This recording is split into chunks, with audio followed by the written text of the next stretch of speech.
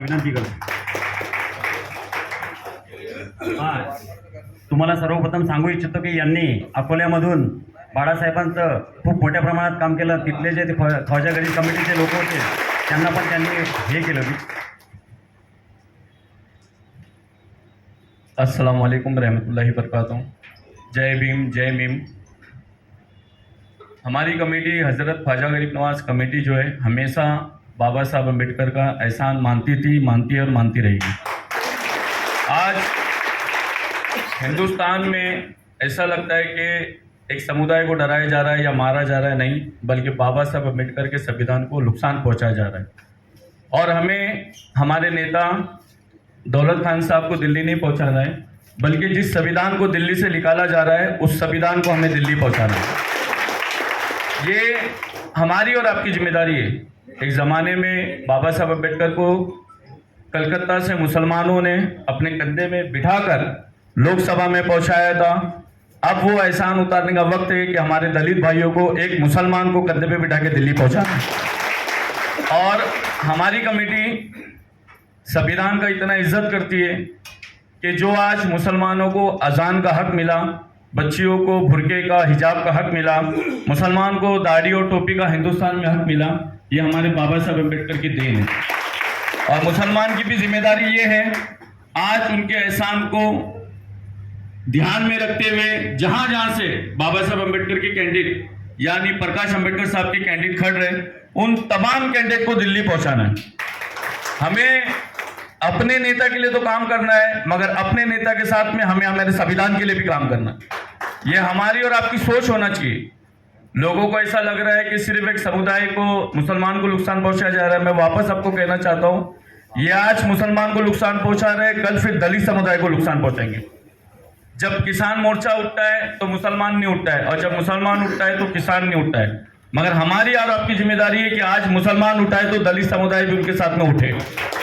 हम हमारे नेता के लिए, दौलत खान साहब के लिए और खास करके प्रकाश अम्बेडकर साहब के लिए हमारी कमेटी पूरे महाराष्ट्र में प्रचार का काम सोशल मीडिया के माध्यम से, प्रेस कॉन्फ्रेंस के माध्यम से और मस्जिदों के पास खड़ के स्पीकर के माध्यम से जो इन्होंने 10 साल के अंदर संविधान को नुकसान पहुंचाया ना, वो सारे नुकसानात गिनाने वाले हैं.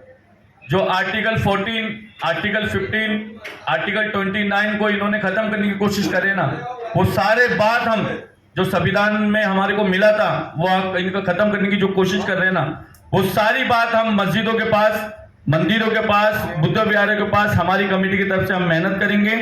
हम आपसे गुजारिश करते हैं कि कहीं भी आप अगर छोटी से छोटी चौक सभा, गली सभा, अगर कोई भी सभा आप लगाना चाहते हैं तो आप हमें बुलाइए.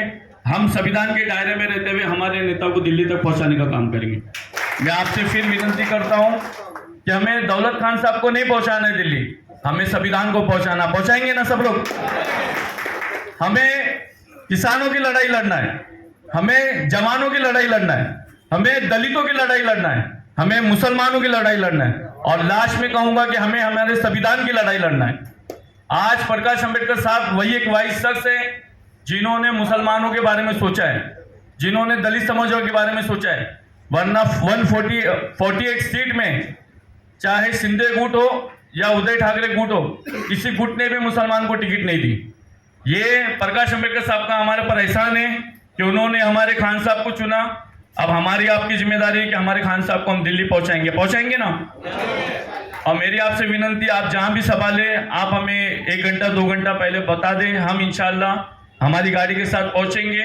और जो नुकसान इस वक्त हिंदुस्तान में मानव जाति का, इंसानियत का किया जा रहा है, जो नुकसान धर्म का किया जा रहा है, जो नुकसान संविधान का किया जा रहा है, ये सारी एक एक बात हम हमारी जनता के बीच में रखेंगे. इसी के साथ में मैं अपनी बात खत्म करता हूं. और हमारी पूरी कमेटी का, खास करके मेरा, हमारे साथ वालों का, प्रकाश अम्बेडकर साहब को और दौलत खान साहब को और दलित समुदाय को पूरा हमेशा सपोर्ट था, सपोर्ट है, सपोर्ट रहेगा इंशाल्लाह.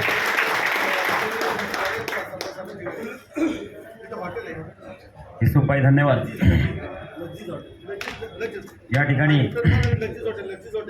तालुक्यातील पदाधिकारी यांनी आपलं मनोगत व्यक्त करायचं आहे. मी नाव घेऊन बोलवण्यापेक्षा आपण स्वतः आलेलं बरं आहे. अशोक जाधव साहेब.